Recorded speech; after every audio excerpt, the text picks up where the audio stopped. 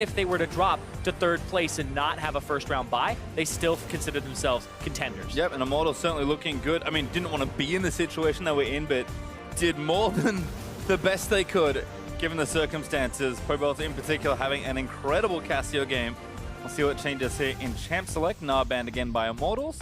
Kind of interesting to see that banned on both sides here. Shen's going to join him, so Flame clearly respecting the power of that champion after playing it in game one. And Zach is the first standard ban there for TL, but Caitlyn's going to join. It's still a champion that a lot of people don't want to give away. Yeah, it just feels like people are banning Gnar now because there isn't something that you can really play into it that you want to when you're playing these tank comps. If you're trying to play towards ProBelter and Cody-san and not so much towards Flame, and it's a kind of something they don't want Lorelo to have because he has historically had a pretty good Gnar. It's definitely been one of his better champions where he has had those 4 to 5 man Gnar ultimates and has been quite impressive. It would also help them team fight. They're trying to stop Lorelo from having that team fight impact and pull him away. The Shen helped them do that as well. Certainly did, as Elise and Thresh being the last bans means I have to think Maokai or Cho'Gath, as that's the selection, is the pick there for Immortals. Yeah. So very interesting to see that priority there for IMT. Most people would put Maokai as the best champion. Most first pickable champion on this bet. And Cho'Gath was not picked or banned last game. So it's actually a priority out of left field. And now TL, you kind of take what you want here, whatever it is. I feel like Maokai should be one of the champions you take. Yes.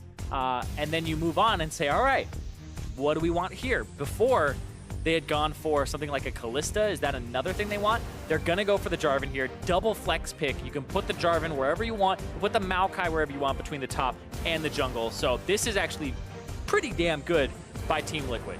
Smart stuff, and also taking away the jungle that Xmithie has played a number of games in a row with. So he's going to have to change it up, and he's like, oh, I like this Gragas champion. Yeah, it's a, maybe we'll take this one. Have I played 12 games of Gragas and only lost, I believe, one of them?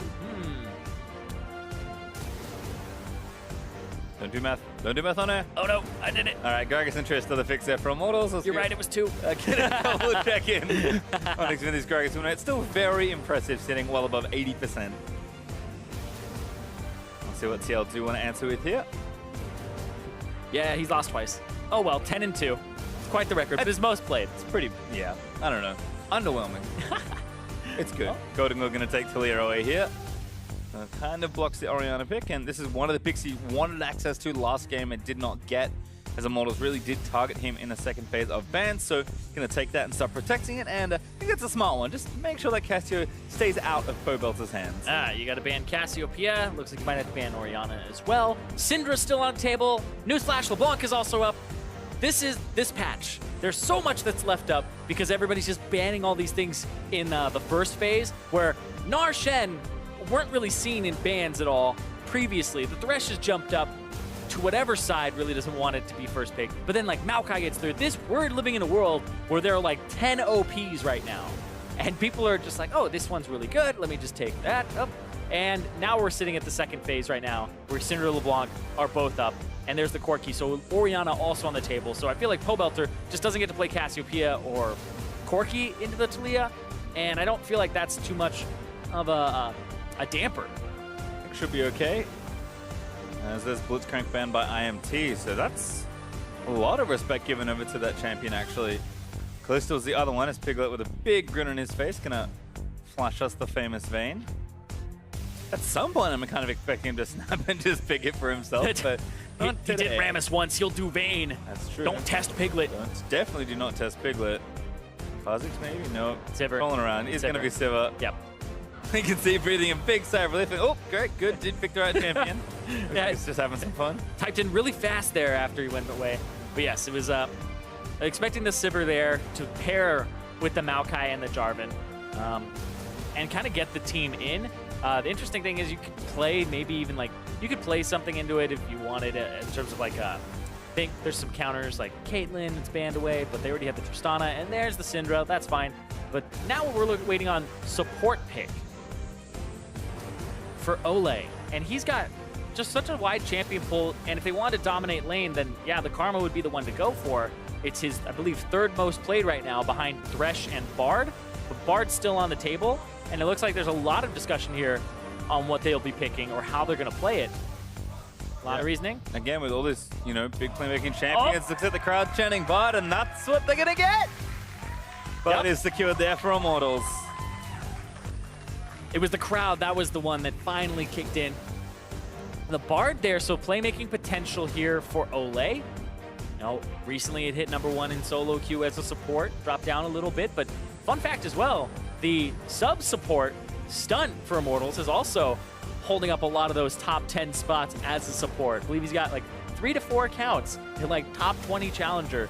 So there's a lot of just learning from each other in terms of the supports there. Yep, Matt is going to be pushed all the way down to Karma. So again, kind of interesting to see Lulu Karma maybe push their way back into the meta again. We've seen a decent amount of Janna, but maybe a pick that not every team is happy to really pick just yet. And we've even seen something as extreme as like an Alistar, you know, really going all in on the team fighting and playmaking and having almost no lane presence. Certainly much better laning supports there for both the two. And I think Ole will be happy in particular with the matchup against Siva, going to try and punish Piglet, who is a bit shorter range than some of the other ADs. So an interesting bot lane, but I think overall, again, Liquid have a really good team combo to try and play with. Immortals comp, on the other hand, just kind of strikes me as a bunch of solid champions. I think especially in the top half of the map, it's going to look to try and snowball some of these lanes. Yeah, I feel like you want to gank that Cho'Gath. You want to gank Flame really early and often. Just play the Maokai into it. You can just point and click root. Dardoch should be going towards the top side where they have a lot of gank assistance. And get that duo off the ground of, you know, the Dardoch plus, I mean, he had the Dardoch-Darshan combo. That's gone. It's now back to the old romance. Sometimes you just got to go back to him, man. And I think Dardoch's aggression kind of cost him in a few spots there in game 1, but certainly a player that is will trend towards some level 2 ganks. You saw a lot of that from McSmithy last week when he played Jarvan, so I'm expecting Dardoch to get a little frisky here in the early stages of the game, but we'll have to see. We're going to move out onto Summoner's Rift for the second time in this series. Immortals looking to sweep it out. Not the smoothest of game 1, so perhaps the ride will be a little less rocky for them. And TL on the other side thinking, hey, we made it close. Let's just push it a little bit further in our direction.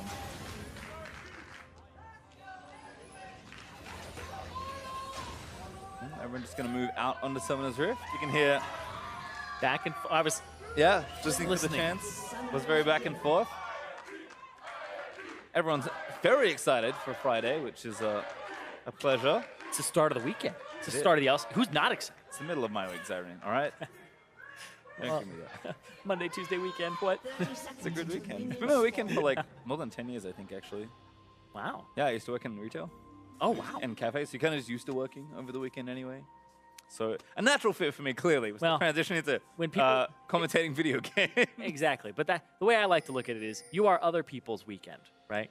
You're the entertainment. You're the enjoyment. So I would go to a place that you were working just to see your face. Well, you're right here now, so thank you for Yeah, me, that's Zyrene. right. I didn't have a choice. That's true. You did not make this assignment. This was thrust upon you unwillingly. I apologize for nothing. I'm okay with this, though. TL is kind of fanning out. IMT doing the same. It looks like no deep vision really been placed here, so level 1's going to be about as normal as expected, but some of the surprise factors worn off, I'm sorry to say. Not as many super leashes, although as I say that, Ole and Cody going to line that up. Did not see this from TL on their blue side. Said a couple saplings helping out instead. The Golden Glue is going to help Dardoch here. Yep. He starts on the Raptors, and there are 2 saplings in the red brush as well. Yeah, and yep, like you said, 2 saplings. Just trying to make sure it wasn't a ward. But they put a ward from Mortal's side inside the red pit, so they see Dardoch right now as he starts up his red buff. We'll have full knowledge of exactly what his route is at the beginning of the game. I think Smithy did not start the small Raptors. If I'm No, thinking that no, he correctly. didn't. So some help, but not a massive amount of help Yeah. that we have seen. It was a red buff right into just doing the Raptors, and a full clear of the Raptors as well. Well, Dardoch on the top side now clearing his Krug, so nothing crazy just yet. Might be a level 3 gank top side from Dardoch. Yep. He's going for it right now. This is going to be the super early timing 230 gank from him. He wants to gank the Cho'Gath. We'll see what Lorlo's at right now. Will he have the W? He's got E level 1 because of saplings, and he's going for W. He just used it, though. Oh no, maybe a little early on that play. Sapling, he's going to slow down Flame, but Flame's actually trying to get aggressive. Dardoch, though, finally here. Probably going to force a flash. Flame flashes what? backwards Why? towards the team, and that's first blood Lolo. Even Flame scratched his head there.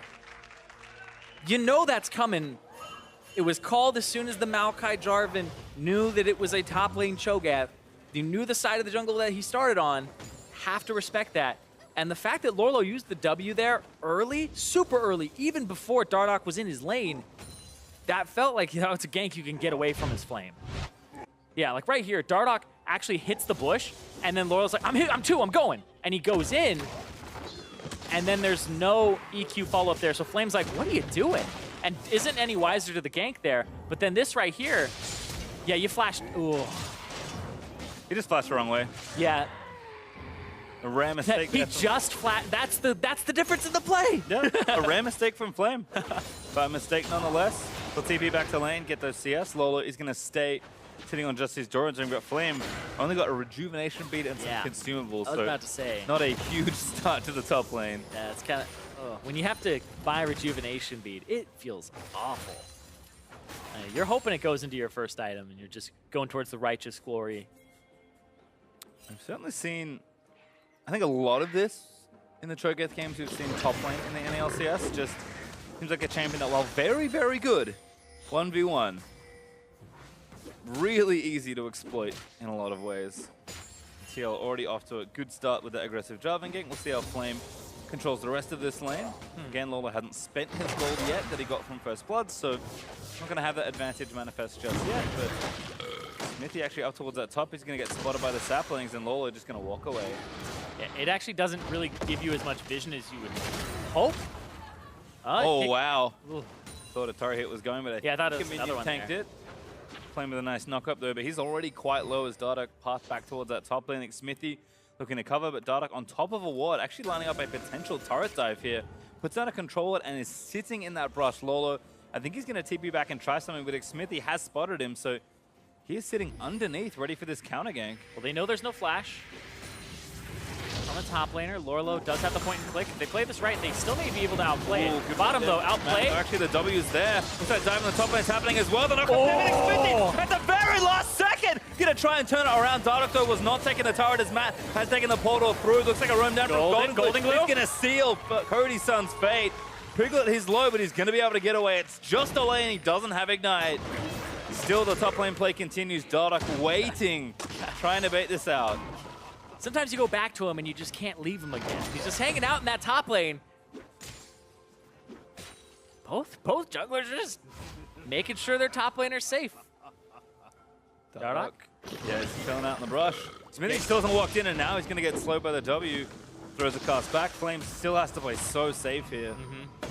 And Dardoch again, just back in the brush. Maybe Flame messes up. Dardoch going to stay again. They're reading each other to try to go for it. The EQ, but Smithy back in again. A lot of mind games here at the top side, but Lolo's got enough help. The Q actually takes down Flame. The base damage on Maokai's Bramble Smash is so high, he wasn't expecting that. You max it first, of course. Helps with the wave clear, but also just helps you bonk some people. That was ridiculous. Oh, Smithy's like, well, I guess they clean up these waves then. Yep. I mean, he was waiting there for so long. Like, almost all of Smithy's small camps are up right now. Like, there's other things he could be doing, but he's just kind of making sure that both junglers are crippled in the early game in terms of their level compared to everybody. And Piglet, actually a great spell shield there. I think he absorbed possibly two things at the same time. That was interesting how that worked. But Golden Glue is going to walk up, get Cody-san, and put the finishing touches there. Yep, nice roam there from the mid lane. TL able to equalize that 2v2 that started in the bot lane, and all of a sudden 3 kills to nothing and 1,000 gold ahead. Team Liquid. Good early game here. And his bottom lane was quite interesting because Matt decided to go for the Ancient Coin because it's just so powerful right now in terms of the gold generation, as opposed to the Spell Thief, which would have given him a little more poke and harass, which is what you usually think people pick Karma for. But he doesn't have Thunderlords. He's got the Wind Speakers. He's maxing Q first, I believe, here. He's got 2 points in it early from what I had seen back when he was level 4. Check again. Still level 4, of course. Game hasn't progressed that much. Not yet, but TL still happy with the pace of play. Smithy now on the bottom side of the map, so might have a visit down here to this lane, but still only have to kind of abandon top lane at this point. Lolo has 2 Dorans, some good tank components, and is 2 kills ahead of Flame. He's only got an early Negatron click. Another good spell shield there from Piglet is going to protect him from the Bard Q. A lot of people have been ditching the Cho'Gath top in favor of the Maokai top because they just think it's a bit of a stronger tank, but also at the same time, it's just way more reliable to gank for, and the Cho'Gath is kind of you can't get past him as easily. He's not much of an engage. He's kind of like long-range pick. But you're hoping that he can, like, that people are going to try to dive past him. But he's so easy to gank. He's kind of just free walking gold at that point. It does feel like a really big melee minion sometimes. Yeah, oh, my favorite type as well. It's like 300 gold. I will take promoted melee minion. As Flame, again, just chilling out. Golden Glue back to his old tricks in the bottom lane. Looks like he's having just a fine time against Pobelter. As TL with 4 people down here in this lane, going to try and shove down the turret perhaps. Not too many creeps left. And that wave is a long way away, but going to get good damage here. Dardoch and the red buff helping out. And Cody just has to kind of force them off as safely as possible. Golden Glue returning back to mid lane there. As Pobelter push that lane back towards his turret. And this Syndra pick is a little bit scary. Whenever I see a Syndra in a game, there's always that thought. If she starts getting any kills in this early game, even in the mid game, Syndra could be shut down. She just scales incredibly well. And she has that assassination potential. So you always have to be very conscious of what's going on around that lane. You make one mistake, she gets to punish the entire game for it. Yep, obviously a decent amount of Pobelter up a good amount of CS actually, 10, although Golden Glue is catching up now that wave is there. But I think saying, you know what, last time Piglet, he was kind of the big problem in that last game. So let's make sure we have some extra skills to throw into Sivir Spell Shield. Yeah, and now you can see Dardoch goes bottom because this turret is so low. He's giving cover, expecting a gank from Xmithie here because he wants to relieve pressure. But Cody-san has all his summoner spells. Olay's actually going for a bit of a roam for Chimes, Chime duty. Uh-oh. And maybe a flank? I don't know. Dardoch being very patient here. Yeah. Oh. Goes in, actually gets the knockup. That should be enough damage. Hop out of the way. The ultimate of Dardoch under the tree. Is Cody able to flash out from under it? I think just a bit too early there. That was, Dardoch put it while it was still in range, and it does damage in the area. So pointing and clicking on somebody as they flash sometimes doesn't deal the damage. And go for the execute there. We'll see it again, I assume. Well, Cody has no sums left, so yeah, still pretty vulnerable. I mean, do it again. Yeah, not a failed gank by Dardoch by any means. Good patience waiting down, but not rewarded with the kill, unfortunately for him. So Pobelter's getting that push back in, but Golden Glue can leave it on almost a moment's notice. And we return to the Flame and Lolo show where we had so much attention last time. Flame actually might get a solo kill here, but Lolo with enough health to not get feasted.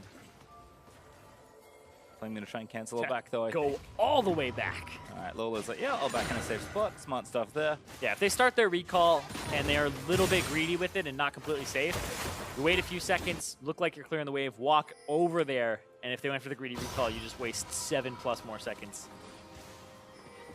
Spectre's Cal now for Lolo, so going to feel safer in that 1v1. Xmithie sneaking into this bottom brush. Yeah. No one here to gank just yet. Dardoch and Matt are actually on an adventure. Going to take down that Scuttle Crab on the right side river and invade the jungle for some vision. Matt with the Sightstone now completed, and the Tracker's knife there for Dardoch. So TL going to take full control of this bot half of the map. And the Blast Cone over as well. Matt's not standing in the exact right spot to go over that wall, but... Oh, saving it, but here's Dardoch. Yeah, Ole actually onto the turret. Tries to disable it to save for a little while longer, but TL want the kills instead. Dardoch goes forward, but Xmithie finally here. That's going to force him away. Flame, he's going to come down, but Lolo a little late. He's going to try and answer Dardoch. I think he's going to get eaten. Flash forward there. Feast is coming. There's Flame with the kill. Exhaust burnt by Matt as well, but Ole is looking to get low and does go down. Lolo arrives and burns it also, and his Pobelter ultis on a Matt and kills him. Golden Glue now forced to flash as Cody leaps forward, looks for Lolo, but a little too tanky. Still Immortals up, 2 kills to 1. Yep, 2 for 1 at the end of that, and that was a TP that was much earlier from Flame. Just started it right on track, and honestly, that was kind of the difference there in my mind, is that this Maokai has a lot of the kills. Hold on, though. Oh, Golden Glue might get chain stunned here. Thunderlord's going to proc for the Syndra. Pobelter gets the last few orbs. Auto's there, and that's good. Pobelter grabs his second kill. Yep, Pobelter walks forward instead of backward. It's kind of the direction that you don't expect the person to go as the Talia player. Usually, people's instinct will be good to go to safety or where safety is. And that's usually backwards, but forward is the right way to go. Outplays. And you said it before, but Syndra, you know, snowballing can really cause problems in the mid game. Well, Pobelter had a pretty quiet lane, but with a little CS lead and now 2 kills. Yeah. Look to maybe take over if you can snowball just a little bit further. Yeah, my favorite part of that play that happened on the bottom side of the map is Golden Glue rode the wall in and it walled off Pobelter. He stands there for a few seconds and he goes, nah, screw this, and he flashes over to kill Matt. So he actually sits there, contemplates his life for a little bit. We'll see it here in a few seconds, but Dardoch just kind of over chases here. Normally it's like, don't take the Bard portal. You're getting first turret on the bottom side of the map. Just hit the turret, be in a safer spot. Because he overextended, his EQ is down, has no more escapes. Flame came in earlier, and then he's able to flash after and get a kill back. And then Pobelter's like, okay, yeah, goes in, hits Matt, actually misses a few abilities, and then just presses the R, and that's going to be what kills the Karma there. So the Syndra now, after picking up Golden Glue, after that, is now at 2 kills, and in a very good spot. See, again, all the damage that was done. It's actually Flame and Maokai, strangely, the claim almost top honors the damage done in that fight. These numbers are so small. I'm like, everybody did like 500 to 1,000 damage. I'm used to like those 6,000, like 3,000 ones. He's getting that. Oh, Dardoch leaps in onto Pobelter, but gonna get stunned out. Needs a little bit more. Q is good. Pobelter has just found his 3rd kill. Yeah, you mess up once. You try to get something back, do damage control, and that's exactly what happens. So Pobelter now at 3-0. A little bit of a help from Olay there with the roam. I feel like Dardoch's maybe the one helping. Very over-aggressive in that play. And you're bringing back those dead J4 memes. Actually, you know what? They're always still alive. Just barely, though. Olay actually kind of sweeping back behind this turret. Yeah, that's TL's turret. That's a 1v2 proxy. Yeah, it's the threat. Olay. It's the threat of the Syndra and the Gragas, who are actually kind of waiting for the possibility of the Talia coming over. And they were handing off the blue buff, I believe. So they're taking the blue buff away and making sure that just in case Golden Glue came in, they had something waiting for him. Pobelter does grab it. And looks like Olay may be getting collapsed on, but should be okay as Pobelter with double buffs now. Should be even better positioned to really take over this matchup. Mid turret also pretty low for TL, sitting at about 50% health at this point. And TL, I mean, we're seeing what it looks like when Dardoch's back on the roster and teaming up with Piglet and Matt. It was a very old combo where Matt and Dardoch were the shot callers from the old TLA squad that everybody was saying was so good back in Challenger. And you saw them go for an aggressive dive there, an aggressive play, where they could have just gotten that first turret. They could have accelerated the Sivir. They maybe would have been able to be in a position to rotate lanes, but it was the aggressive portal taking from Dardoch. And you're seeing how he kind of changes the early parts of the game for this team, for better or for worse. Oh, ultimate's good there from Olay on the Golden Glue. Great W actually follows in, and the stun's good as well from Olay. Cody cleans up a sitter. They're going to take the mid turret as well. This might be a push for another turret afterwards, because they have 4 people here. They have a Tristana. I think they're going to keep pushing and trying to hold people to them so they get priority top and get this turret to like half HP. Well, turret's getting low, but running out of wave there for IMT, so others pull back. Smite there from Xmithy takes down the Raptor, or the big one at least, as TL try and fight again, take some of their jungle back, but 1,000 gold up for IMT. Early game looked pretty good for TL when it all started off, but it always does, Pastry. Yeah, and that's the thing, look, I'm not blaming Dardoch for the way he plays, but he does play in a very particular way. Whose fault is it? I mean, it's Dardoch. That's what he likes to play, right? But I mean, you mentioned the old TLA. He looked amazing because he was so aggressive. Yeah, the team also played around him a lot, right? They actually kind of catered to his needs and what he wanted in the jungle all the time. But because of the meta shifting over time in terms of carries, you know, the jungle doesn't just have as like insane amounts of gold as it did before. Kind of had to shift some things around, and we're talking like 2 years plus though at this point, where that's when Dardoch was getting those pentakills on Rek'Sai and whatnot. And again, that's the thing. When you play aggressive and it works out, you look amazing. When you play aggressive and it doesn't work out, you look kind of silly. That's just kind of the nature of the style he's chosen to play. And I think for TL, they do need to try and get aggressive, especially in this sort of matchup. But Immortals is kind of wresting control back of this game. And this is a team that can be very decisive while also being very methodical. Flame 1v2 gets rooted up there by Lolo. He's going to knock him back towards him. Help is on the way though. Flame just needs to live for a little while longer. Root is there. Lolo gonna bramble out of the way. Pobelter commits his ultimate, gets the stun down as well. And there's another slow, just laying damage into Lolo, who's got a Spirit Visage, who's taking a while to go down. W's up to Minden, he'll be out scot-free. But Flame also saved. Immortals with a nice response. Yeah, way more summoner spells though used by TL. They used 3 for just the 2 of Immortals.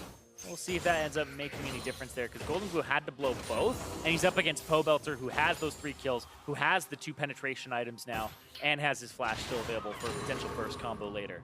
And he's 2 levels up. I'll just keep going through the checklist. I mean, yeah, Pobelter is certainly poised to take over this game, but is within touching distance here for Team Liquid. I think maybe the bigger map worries, some of these turrets are starting to get threatened. Cody, again, relatively early Infinity Edge, so he can really threaten when he has his Q up and try and take down those turrets. TL actually swapping Joy to the top lane for now. So with only 1 turret apiece, there's still plenty to take off the map. TL did lose their mid turret though, so slightly more problems as far as overall geography, but shouldn't cause too many issues as Pobelter returning to this lane, and that second item is very close to completion. In fact, this is kind of the first point for Syndra where you really start opening up the game. 2 penetration items and your first major item in this case, Morello Nomicon. Leander's will just be a sweetener once he finishes it. Yo, and the sweetener is oh so good. The sweetener sometimes just makes the whole thing. Like, having that Leandries means not only are you dealing a lot of damage to the squishies, it's also those tanky members. So the Syndra becomes very potent even in team fights. I love this setup there for TL. Great flash knock on Pobelter. Barely time as Irina react. There's a kill. That was my favorite J4 play, because it's not always useful, but Dardoch made it useful there. That was the everybody jumping out, but it was the flag and drag into flash. It's the same kind of interaction as body slam flash. So J4 was in a state of knocking up whoever's next to him, and he flashes to extend that range. You don't get the damage, though, because you're not hitting him with the Q. But he played that really fast. Yeah. That was very bursty, and that's what you're looking for TL, because they had that Sivir ulti to get people into. Not needed in that iteration. 4 members of Team Liquid there to make sure Pobelter goes down, and good amount of shutdown gold gifted over to, I believe, Golden Glue actually, as goodbye Rift Herald. Yeah, just Hello, Baron. barely. Yeah, but they're not going to do that, are they? Let's see here. Everything. Wow! Yep, goes in, gets the smack on him afterwards, but that's the EQ into flash. So if Jarvan's give you less time to react, because they knew that Pobelter had his own flash still. Well, it looks like Matt has invested wisely. He was actually the one that got the shutdown kill, as an Ardent Sensor actually finished before his Ice Stone. Yeah, he got the kill, but remember, shutdown gold is global for your team. I did not know that. Today Really? I've learned. You did not know that. That was a change a while back. Instead of giving all the gold to a single person, shutdown gold is now divided across your entire team. Well, even better for TL. They look to still play catch-up for a little while longer. 1,500 gold behind, because the Immortals did take the top lane out of turret. Tristana's Siege mode starting to come online here in the game. Team Liquid still just kind of roaming together as a pack. Just trying to gank some people at this point. I think Dardoch's a little grumpy. Well, they have Sivir, and they have this Karma that has Ardent Sensor, Wind Speakers. He's just looking to press R, press E, and check it again. There we go. He only put 2 points into Inner Flame into his Q. So he has 5 points in his Inspire. This Karma is that ward, or the shield bot, right? It's trying to make everybody kind of be warded from damage. It's not the most fun way to play Karma, but if you enjoy having winning, win for you. So that might be good there. Lola using that ulti. Flame going to speed up towards him. Needs a little bit more, I think. Good dodge of the knock-up there for Lola, but he's in feast range. Flame trying to line it up. Oh, nom, nom, nom. There's the shutdown. Oh, Lei giving him the little boost as well. Auto attacks for the slow, gives the package for the movement speed boost, and Flame gets the walk up and finish it off. Abyssal Mask second there for Flame as well. I like what I'm seeing so far. Teal'c with a nice play on the other side of the map. Able to take a turret for themselves, but it will be answered here by Flame after getting that kill with a bit of help from Ole. I mean, Flame started the game 0-2. He got ganked very early on, and multiple times as well. And now he's got 2 kills off of Feast. He's at 8 Feast stacks already, maxed out on what he can get from monsters. So he'll have to look for objectives. Some champions to also continue. Yes, they growing. do count as objectives. Yes, they do. For the purposes of Feast stacks. There's Cody, again, just back in the side lane. Not the safest place, but kind of knew where everyone else was, so just taking whatever farm he can get. Yeah, I was just mousing over items because we've added things like Knight's Vow, damage received, damage healed, but I didn't know that Righteous Glory now has Shockwave takedowns on it. So people who are slowed by your Shockwave and die get added to the Righteous Glory count? That's interesting. I like it. I like it a lot, actually. Give me more information. Tell me how much damage Static Shift has done, quick. Add things to the game, please. How much healing's been negated by Executioner's Calling? I've got to know. A lot. Got to know everything. Well, Flame and Smithy going to team up for a Drake. Don't see this that often, although I guess we had a pretty dramatic few steals as Flame nom the dragon. I believe you get a stack off that. Yes, as you well. do. Yes, you do. It's a non-epic monsters is up to 6, and then after that, you have to get champions. You have to go for Baron, Rift Herald, dragons. They all count. The epic monsters all count. So he's at 9 right now. And he's just doing 8.5% of the enemy's max HP with his E, and that's each E. So do math on stream. Nope. 8.5 I'm times 3. Go Again. Oh, good. 25.5. Don't worry. 100% asking the wrong person. There you go. As Flame kind of slowly taking over. Feels like half the map at this point. Immortals roaming the rest of them through, and Pobel's is almost at that Void Staff point. Saw Lolo earlier take a huge amount of damage. Yeah, what happened was you got that Maokai up top fed, and then he TP'd in late, didn't get to kind of push it his advantage. You let up on Flame, and then what happened was the middle of the map lost. Pobelter got some kills, he got off the ground, and as Dardoch, you can't really go to the side lanes then too much because Pobelter has priority with wave clear. He has Golden Glue kind of under turret with kill pressure, and then he'll have the inside track to roam wherever you make a play. So losing the middle of the map really sucks as a jungler. So it looked like what Dardoch's plan was to win top, then have that snowball to bottom. They almost got that turret, and then they could have put something like the Sivir mid to just keep wave clearing and keep pressure up.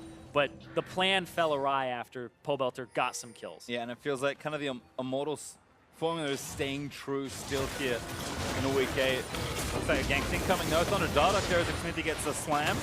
Golden Glue trying to force them out of the way, but easy 2v4 defense actually. Cinder with a lot of good wave clear. Flame may be making his way over, but he's going to get spotted as TL collapsed back to the right-hand side of the map. And for me, we kind of questioned at the very start of the draft, you know, why is Flame playing Cho'Gath over Maokai? Although we're going to have to answer that in a second. His ulti is very nice from Malay. Finds Stewart's Dardoch Commander locked into stasis.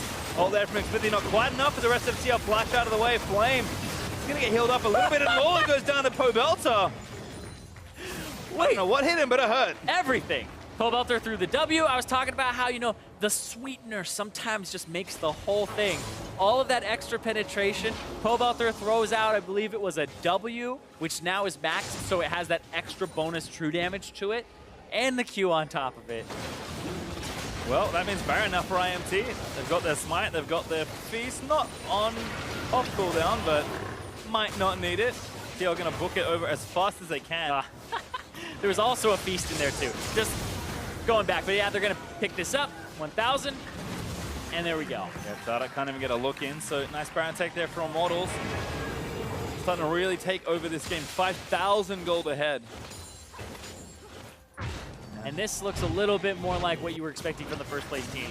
But yeah, what happened to Lorlo here was he got Feast at the exact same time that Syndra threw everything in there as well. It's going to happen right here after he gets back, and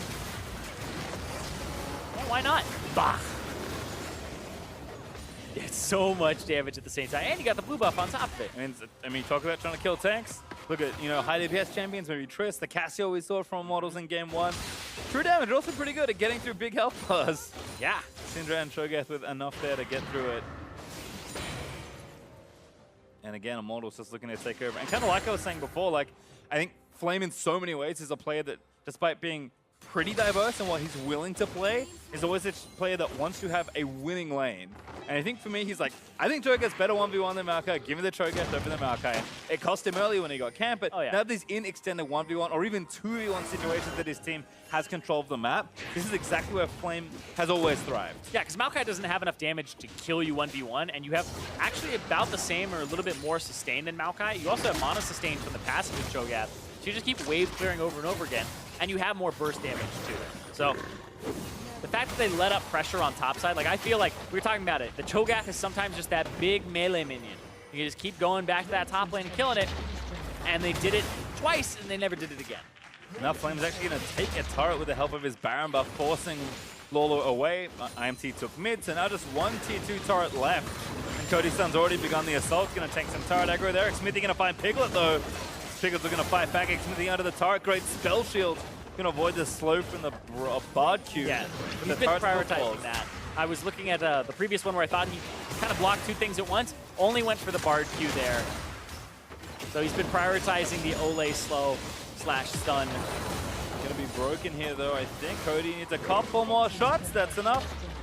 And they break the top lane inhibitor turret. Inhibitor's still there, but portal out as Dardoch tries to find some sort of exit kill.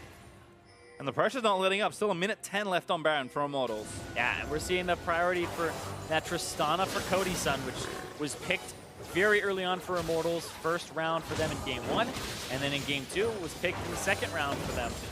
Making sure Cody's son has a champion that allows him to wave clear, be safe if they dive, self-peel, and then also just destroy these turrets. Helps them accelerate and have carry. Yeah, and that's they have to go. They're so far behind. Cody getting low there, but actually goes forward. Once Piglet needs the order, the crit! Dustland is able to get himself the kill, and he hops out from under Lolo's W.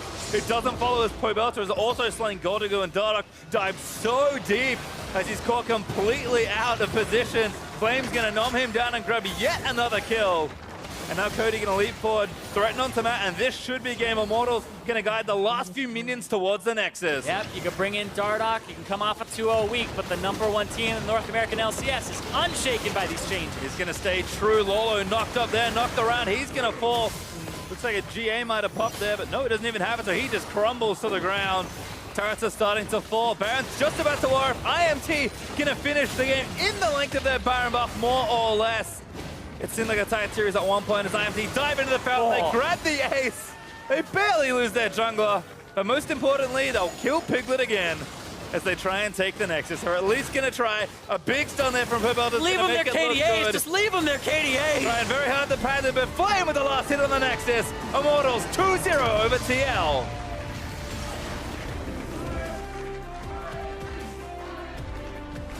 The crowd saying it. IMT. The 2-0. First game wasn't that clean, but the second one, much cleaner from them. 29 minutes, 50 seconds on the clock with a 13,000 gold advantage. That snowball started, and it kept rolling downhill for TL. Immortals were able to kind of close this one out in the fashion that you would expect from a #1 team in the North American LCS. Yep, looking a lot better there. In the second as the teams do exchange handshakes. A hug there from Cody, welcoming Dardoch back onto Team Liquid. They'll meet fans and family out there in the stands. Flame looks very happy. I mean, like, I didn't expect to get Choga. That was great. 3, 2, and 4, so it was a game that didn't have that critical. And there it is. Papa Smithy. You can see all the love is kind of spread throughout the family into the rest of the team there. Again, Immortals looking, I think approaching unstoppable is how I'll put it. And the way in which they're doing it is the thing that's impressing me. Really gutsy macro calls and strong team play.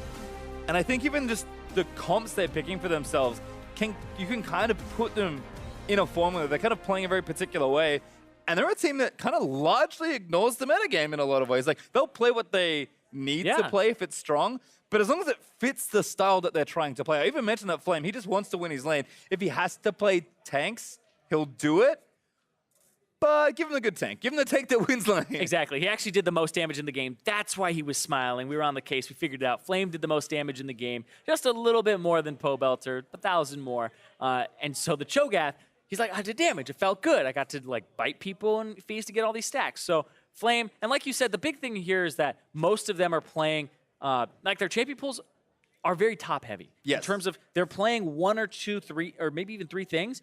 And then they aren't really diversifying too much, but you can tell behind the scenes that the team has practiced on a lot of different things, and it's not just, you know, the Thresh or Bard for Ole, but these guys are getting these champions. They're getting at least 2 to 3 per game, and if it's up, you play it, and then everybody else kind of changes and shifts, and you kind of plug and play different champions.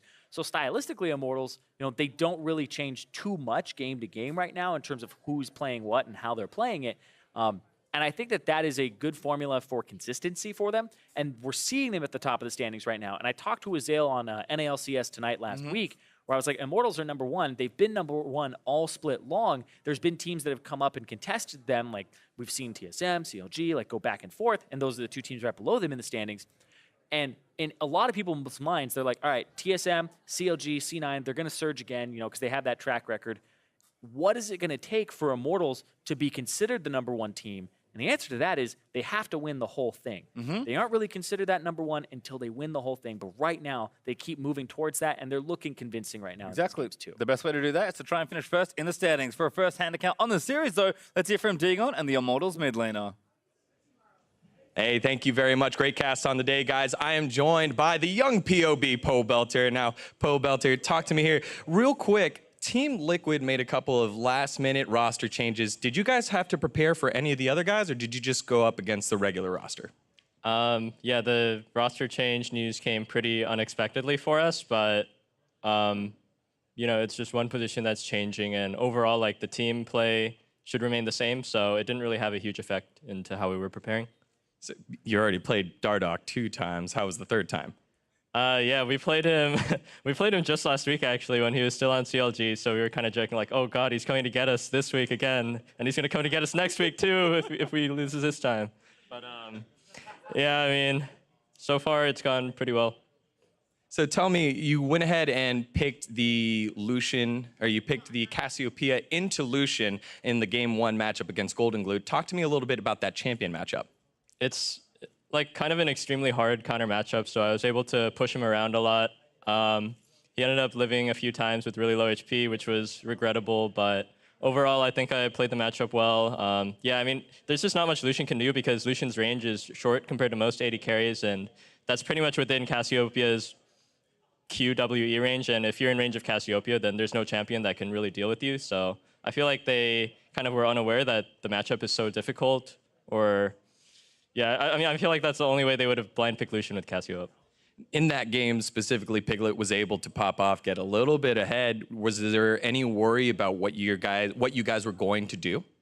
Well, because their damage dealers were just 2 tanks that couldn't dive that deeply to reach Tristana, who has an escape, and their 2 carries were short range in Lucian and Kalista. We knew that Cody would eventually catch up and just be late game Tristana, outrange them really hard, and then have Lulu with Ardent Sensor to buff him, and then just be able to kite them really hard. So even though we fell a little far behind, it turned out okay in late game. And this whole season has been okay for you. Talk to me a little bit here about the fact that you guys are in first place again, and you are the last member on your team to be a part of those 17-1 seasons, regular seasons. What makes this team different than the seasons in the past?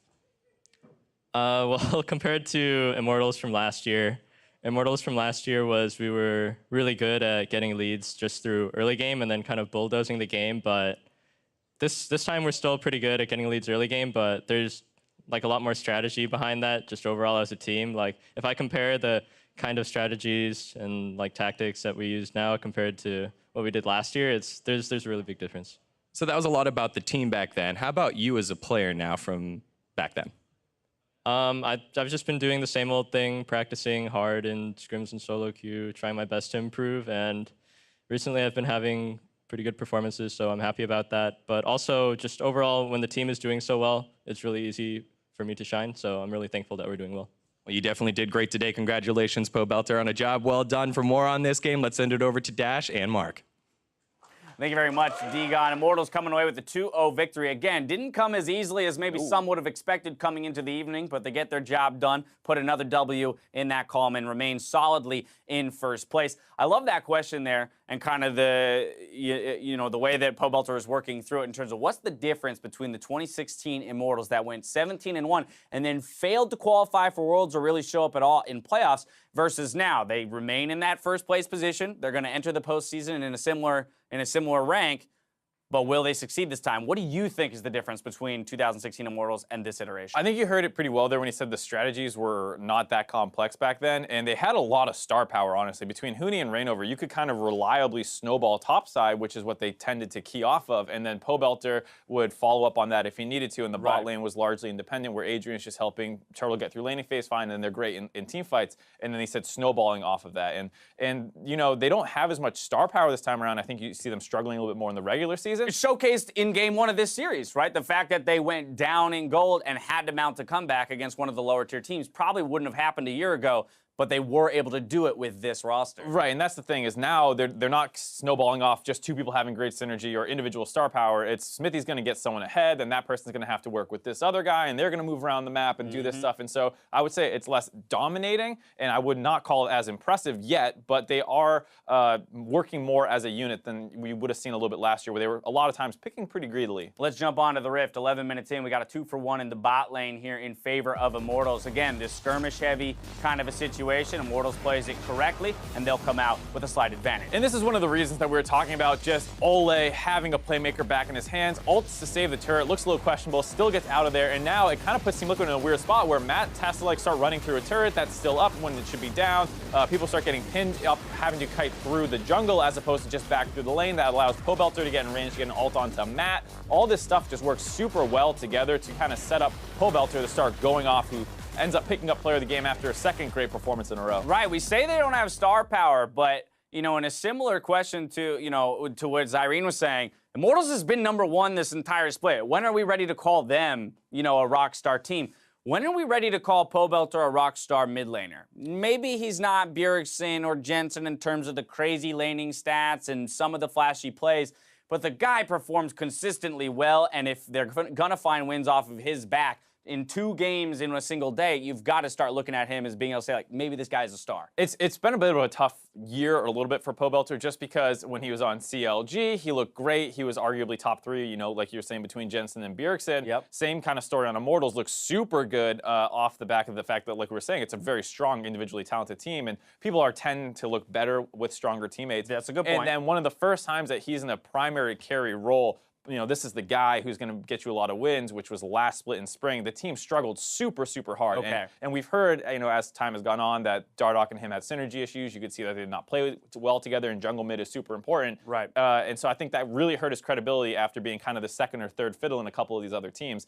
Now, while he's not, I would say, the first option, he does have great synergy with Smithy again, and once again, we see him shining. And there you go. That's what his reasoning was for why this Immortals team is different. Again, the way that they work together. It's not about any individual. It's about the 5 of them as a unit. I want to push us forward to 25 minutes into the game. This is just a 1-for-0 in favor of Immortals. But this is where they managed to blow the game open. Once again, off Ole's great engage, just holding people in this choke point and forcing TL to have to fight, buys enough time for Smithy to get in range. His ultimate's going to keep Lorlo kind of locked down. Eventually, they spike him super hard with the Syndra W and the Feast from Cho'Gath. After that, they run to Baron, and that's kind of where you see that gold graph start taking off. Even though it was a 1-for-0, right. It was off the back, once again, of Ole's great play. And I think this just highlights why that champ select in game 1 was such a sticking point for us. Right, get a fight, get the Baron, take a fight near the enemy's base, and then if you win it, you can push the close off of that. That's what we saw happen, which is partly why it was such a quick game.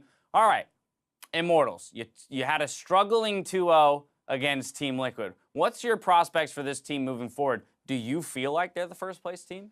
It's still always that little nagging doubt, just because there's so much history with other teams where it's hard to write off a team like TSM and say they're not the best team just because, they dominate Rift Rivals, they come back onto a new patch, and they don't look that good. It's very different, and they slow to adapt, and it does kind of feel like you're in the situation where... Yeah, I feel like I've been here before. Yeah, you just can't say TSM's the best team because they're not showing it right now, but you also can't say they're not because they just have such a record of dominance. All righty, well, let's wrap up the day by checking out the standings. Immortals, they do maintain their spot in first place at 12-3, while Echo Fox end the day alone in 7th with their victory. Team Liquid dropped to 9th and are eliminated from playoff contention officially. We'll see what other postseason fates will be decided in our matches tomorrow. On NALCS 1, coverage kicks off with FlyQuest versus TSM. Then Team Dignitas get their chance at taking down Immortals in the Battle Arena. That's a big one. Over on NALCS 2, Team Envy face Counterlogic Gaming in the Battle Theater, followed by Team Liquid versus Cloud9 later in the day. Talk to me about one of these matchups, Mark. Well, I think everyone's expecting Dignitas Envy, so I'll say Team Envy Counterlogic Gaming. I think we were talking a little bit earlier in the day about how Envy has been struggling a little bit, and they have a really tough road ahead of them. This is potentially a good opportunity to snag a win off a playoff team, given the fact that Omar God is now the new starter. Lyra is your strongest player. Your bot lane matches up relatively well. Darshan probably has a good lead over Sarah from the top lane, but Niski can hold on 1v1 versus Huhi. So if Lyra can turn enough advantages for the rest of the team, I actually think they can take this victory. And within that, I think I'm putting a spotlight on Champion Select. Again, because where's Lyra going to go? We've seen him bring the Graves back out, looking to be more of a damage threat, but we're in the League of Tanks, so should he be trending more towards a Sejuani or a Gragas? I'm so curious as to that, whereas I do feel like it's relatively expected that Omar God will be put onto some kind of a frontlining tank and just be that supportive member that CLG needs him to be. That said, I mean, he is a little bit of like that Reignover type, I think, when we talk about Omar God, where he's more known for like the Olaf and the aggressive tanks versus something that's more like a Cho'Gath, which is happy to farm up and play more of a control style. Right. We'll have to see exactly how it works out, though, because he is still relatively new to the LCS and even his own team environment. Less than 24 hours till we find out. That's going to do it for us today, though. For myself, the casters, and the entire live broadcast crew, thanks for watching, and we'll see you tomorrow for more North American LCS. Good night.